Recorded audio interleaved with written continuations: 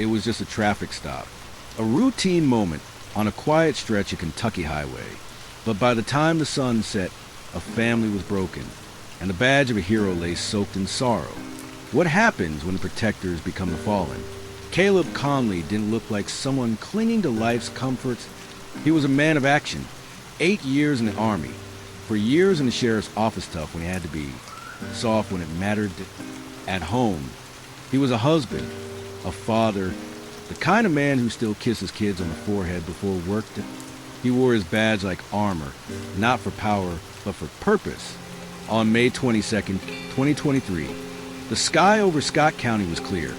The kind of blue that makes you think nothing bad could happen. Caleb was finishing his shift, already thinking about dinner and whether the kids had finished their homework. But then the call came.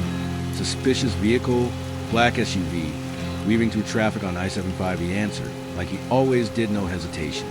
No drama, just duty. He pulled the car over, walked up to the driver's window, and then nothing. Silence. The kind that feels like the world holding its breath.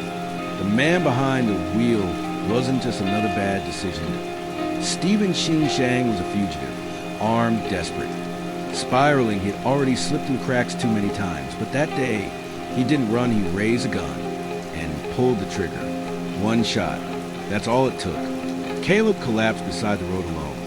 The SUV sped off, swallowed by the highway, and the community held its breath, waiting to wake up from a nightmare. But it wasn't a nightmare. It was real. The kind of real that knocks on doors in the middle of the day to tell wives they're now widows. The kind of real where a father never comes home again. They found him hours later. The shooter, caught, arrested.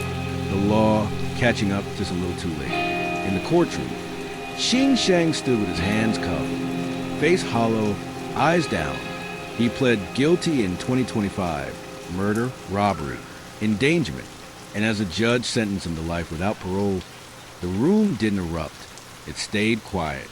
Heavy, because justice isn't a celebration, it's a reckoning. They buried Caleb beneath a sky, just as blue as the one he last saw, flags folded, tears swallowed. A little boy clutched his mother's hand, not fully understanding that his hero wasn't coming back. But Caleb's story doesn't end in tragedy. It lives on in how his brothers in uniform still carry his name etched into their badges. It echoes in the way his wife stands tall, reminding the world that love can survive grief. It lingers in hearts of strangers who now slow down when they see flashing lights, not out of fear, but out of respect, because he didn't die for drama.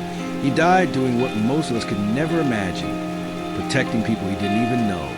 And maybe that's the hardest part to understand, that courage looks quiet, it doesn't shout, it just shows up, does the job, and leaves the world a little safer. So the next time you see those red and blue lights, pause.